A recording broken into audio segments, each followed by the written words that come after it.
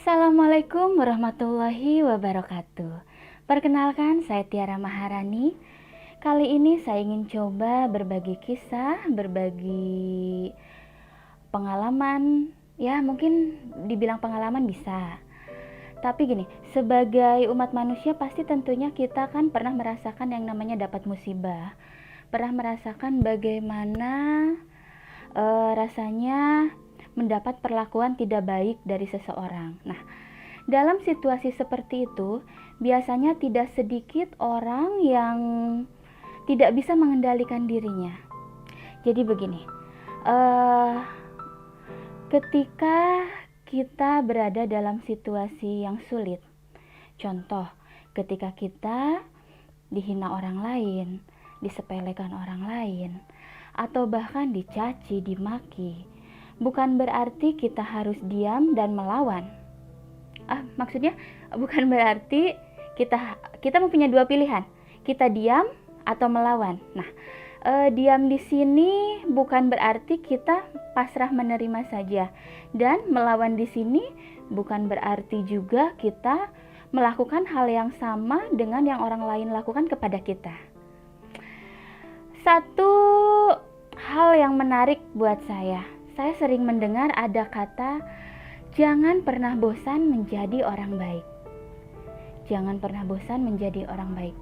Berkali-kali saya coba berpikir, saya coba analisa, saya coba maknai, saya coba pikirkan hal itu berulang-ulang. Itu hanya kalimat klasik sebenarnya. Akan tetapi, jangan pernah bosan menjadi orang baik. Satu kalimat klasik yang bisa menyelamatkan hidup kita. Sungguh menarik sekali. Jangan pernah bosan menjadi orang baik. Jika kamu berada di tempat orang-orang yang tidak baik, jangan pernah menyerah untuk terus menjaga hati. Karena hati adalah tempat inti dari sebuah kebaikan.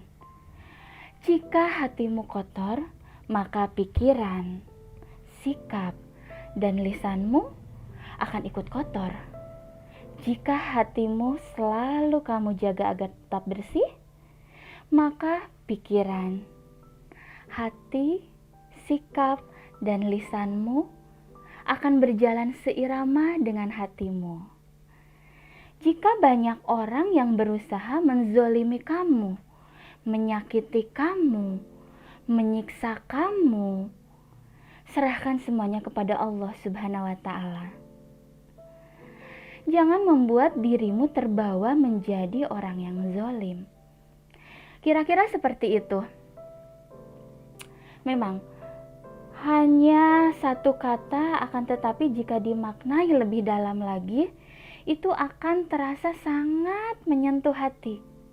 Ya, sebagian orang berpikir begini, ketika kita disakiti oleh orang lain, masa kita mau diam aja? Masa kita hanya pasrah menerima semua perlakuan tidak baik kepada kita? Tentu saja ya teman-teman, tidak seperti itu. Ada banyak upaya yang bisa kita lakukan. Ada banyak pembelaan diri yang bisa kita lakukan, tapi tidak dengan cara kita melakukan hal yang sama dengan apa yang dilakukan orang lain kepada kita. Contoh, ketika kita mendapat perlakuan yang tidak enak, ya sakit, bikin pening kepala, itu pasti. Karena kita ini adalah manusia. Itu adalah perasaan yang manusiawi, yang wajar, yang lumrah terjadi kepada setiap orang. Tapi kawan-kawan, satu hal yang saya ingin ingatkan kepada kawan-kawan, ketika kita menerima rasa sakit, ketika kita menerima penghinaan, ketika kita menerima fitnah yang sangat membuat kita sakit, ketika kita mendapat perlakuan yang membuat diri kita sangat menderita, ingat kawan-kawan, hal itu adalah satu proses ujian dari Allah Subhanahu wa Ta'ala untuk menaikkan derajat kita ke level yang lebih tinggi. Apakah hal itu hanya wacana saja? Apakah hal itu hanya kata-kata yang dikatakan oleh orang-orang tertentu hanya untuk meninabobokan kita? Tidak, teman-teman. Hal itu adalah benar adanya. Ketika kita sanggup, ketika kita ikhlas, ketika kita menerima dengan lapang dada bahwa hal buruk yang terjadi kepada kita itu adalah takdir dari Allah Subhanahu wa Ta'ala. Kita terima hal itu dengan besar hati. Insya Allah, kesabaran kita, perjuangan kita tidak akan pernah sia-sia. Banyak orang yang bilang proses tidak akan pernah mengkhianati hasil. Ya, itu memang benar adanya. Contoh seperti ini, saya punya satu kisah yang berhubungan dengan apa yang saya jelaskan barusan. Contoh seorang pandai besi. Seorang pandai besi, dia berdiri di sebuah ruangan yang sangat panas. Di hadapannya itu ada sebuah tempah. Seorang pandai besi akan membuat sebuah pedang. Bagaimana pedang itu diproses? Tidak serta-merta sebuah pedang itu bisa langsung jadi, pedang itu bisa langsung tajam, pedang itu bisa langsung dipakai. Tidak seperti itu, kawan-kawan. Ketika sebuah pedang yang berkualitas itu akan melalui berbagai macam proses yang menyakitkan. Dari mulai bahan baku dicairkan di dalam sebuah lumbung, di dalam sebuah wadah yang sangat panas. Bahan bakar besi itu akan dipanaskan menjadi cairan besi, lalu akan dimasukkan ke dalam cetakan, ke dalam tampahnya. Tidak sampai di situ saja, setelah itu pedang akan langsung jadi. Tidak.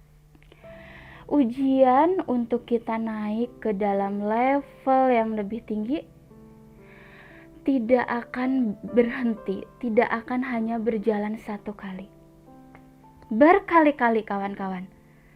Berkali-kali kita akan ditempa oleh masalah, oleh cobaan, dan itu akan membuat diri kita semakin kuat. Kembali lagi ke cerita saya yang barusan tentang sebuah besi. Setelah besi itu dimasukkan ke cetakan besi, tidak sampai di situ saja. Besi itu dalam kondisi yang panas, dalam kondisi yang masih merah, itu akan dimasukkan ke dalam air dingin. Terbayang oleh kita, dalam kondisi panas, dimasukkan ke dalam air yang sangat dingin. Chaos. Pasti itu akan menimbulkan rasa sakit. Setelah dimasukkan ke dalam air yang sangat dingin, dimasukkan lagi ke dalam bara api. Dipanaskan lagi, dibolak-balik lagi. Dimasukkan, dikeluarkan lagi, ditempah, dipukul, sampai besi itu bisa menjadi sebuah pedang.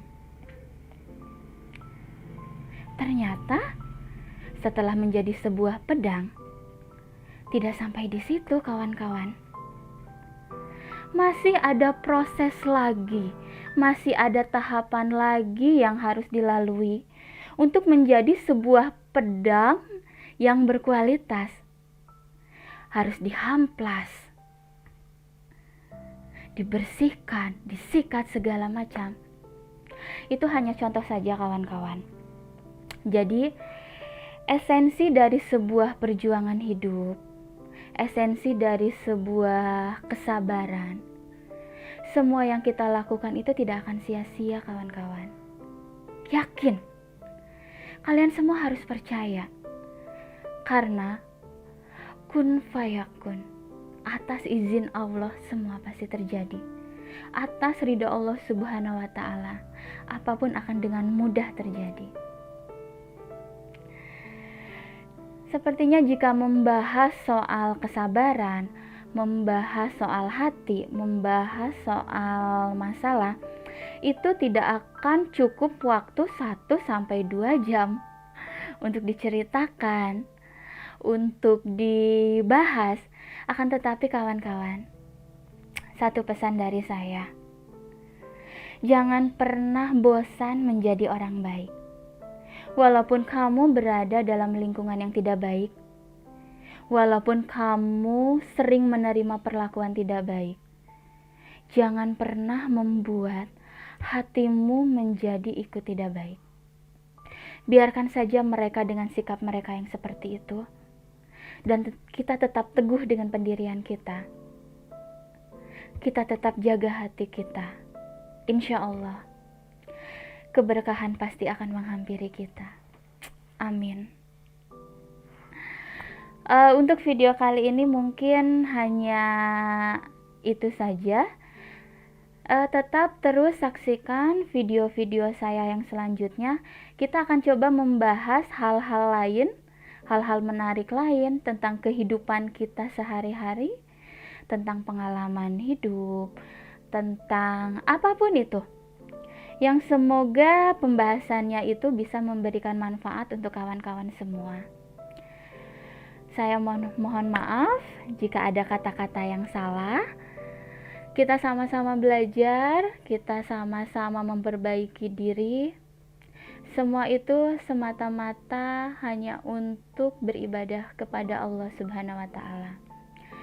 Karena jika saya tidak mempunyai amal perbuatan yang baik yang bisa menolong saya kelak ketika saya sudah meninggal, mungkin dengan saya meng-share, membagikan video-video yang insya Allah mudah-mudahan bisa bermanfaat buat kawan-kawan, ada 1 atau 2 kata yang saya sampaikan yang bisa menjadi ilmu yang bermanfaat, yang bisa menjadi amal jariah saya ketika saya sudah dipanggil oleh Allah Subhanahu wa Ta'ala. Terima kasih kawan-kawan. Jangan lupa setelah nonton video ini, bantu channel saya agar terus berkembang dengan klik tombol subscribe, like, share, komen video ini agar teman-teman bisa selalu mendapatkan notifikasi jika saya mengupload video-video yang baru. Nanti kawan-kawan silahkan komen di kolom komentar laman YouTube saya. Jika ada saran, kritik, atau masukan, silahkan. Jangan pernah ragu-ragu untuk memberikan masukan, untuk memberikan kritik apapun itu. Insya Allah saya akan menerima saran kritik dari kawan-kawan dengan lapang dada. Terima kasih. Wabillahi taufiq wal hidayah. Wassalamualaikum warahmatullahi wabarakatuh. Sampai jumpa di video saya yang selanjutnya.